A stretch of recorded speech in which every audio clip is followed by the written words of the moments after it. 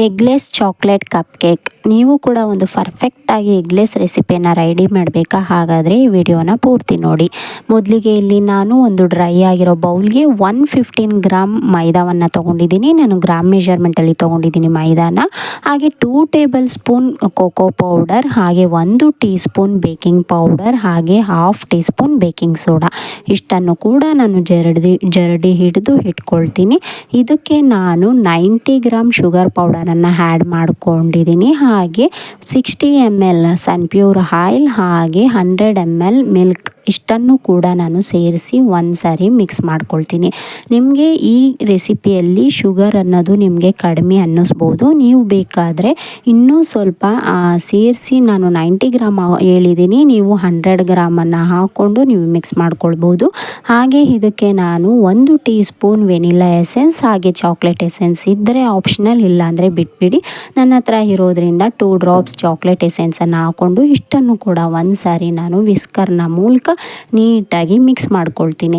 ಇದಕ್ಕೆ ನಾನು ನೀಟಾಗಿ ಮಿಕ್ಸ್ ಮಾಡ್ಕೊಂಡ ಮೇಲೆ ಇದಕ್ಕೆ ನಾನು ಚೆನ್ನಾಗಿ ಕುದೀತಾ ಇರೋವಂಥ ನೀರನ್ನು, ಬಿಸಿ ನೀರನ್ನು 50 ml ಬಿಸಿ ನೀರನ್ನು ಆ್ಯಡ್ ಮಾಡ್ಕೊಂಡಿದ್ದೀನಿ. ಕಾರಣ ಇದು ಎಗ್ಲೆಸ್ ಆಗಿರೋದ್ರಿಂದ ನಮಗೆ ಈ ಮೆಥಡನ್ನು ಯೂಸ್ ಮಾಡೋದ್ರಿಂದ, ಬಿಸಿ ನೀರನ್ನು ಹಾಕೋದ್ರಿಂದ ನಮಗೆ ಸ್ಪಾಂಜ್ ಅನ್ನೋದು ತುಂಬಾ ಸಾಫ್ಟಾಗಿ ಬರುತ್ತೆ. ಹಾಗೆ ನಮಗೆ ಸ್ವಲ್ಪ ಸ್ಪಾಂಜ್ ಅನ್ನೋದು ಡಾರ್ಕ್ ಆಗು ಕೂಡ ಕಾಣಿಸುತ್ತೆ.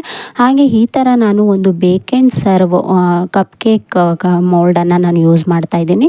ಇದಕ್ಕೆ ನಾನು ಅರ್ಧ ಭಾಗದಷ್ಟು ಮಾತ್ರ ಬ್ಯಾಟರನ್ನು ಹಾಕ್ಕೊಳ್ಬೇಕು.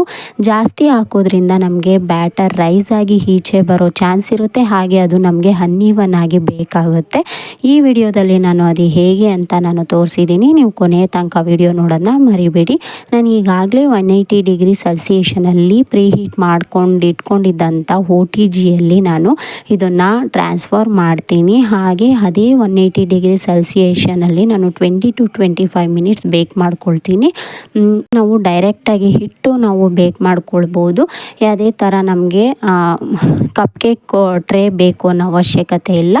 ಈ ಥರ ಬೇಕ್ ಆ್ಯಂಡ್ ಸರ್ವ್ ಕಪ್ಪಲ್ಲಿ ನಾವು ಬೇಕ್ ಮಾಡ್ಕೊಂಡ ನಂತರ 25 ಮಿನಿಟ್ಸ್ ನಂತರ ನಾನು ಸ್ವಲ್ಪ ತಣ್ಣಗಾಗಲಿಕ್ಕೆ ಬಿಡ್ತೀನಿ.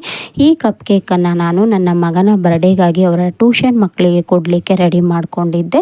ಹಾಗೆ ಈ ರೆಸಿಪಿ ನನಗೆ ತುಂಬಾ ಚೆನ್ನಾಗಿ ಸಾಫ್ಟಾಗಿ ಬಂದಿರೋದ್ರಿಂದ ನಾನು ನಿಮ್ಮ ಹತ್ರ ವಿಡಿಯೋನ ಶೇರ್ ಮಾಡ್ಕೊಳ್ತಾ ಇದ್ದೀನಿ. ಹಾಗೆ ನೋಡ್ಬೋದು ನೀವು ಕೆಲವೊಂದು ಕಪ್ ಕೇಕ್ ಹೇಗೆ ಅನ್ಈವನ್ ಆಗಿ ಬೇಕಾಗಿದೆ ಅಂತ. ನಾನು ಇದನ್ನು ನಿಮಗೆ ತೋರಿಸ್ಲಿಕ್ಕೆ ಅಂತಲೇ ನಾನು ಸ್ವಲ್ಪ ಬ್ಯಾಟರನ್ನು ಸ್ವಲ್ಪ ಜಾಸ್ತಿಯಾಗಿ ಹಾಕ್ಕೊಂಡಿದ್ದೆ. ನೀವು ಕೂಡ ಒಮ್ಮೆ ಟ್ರೈ ಮಾಡಿ. Thank you.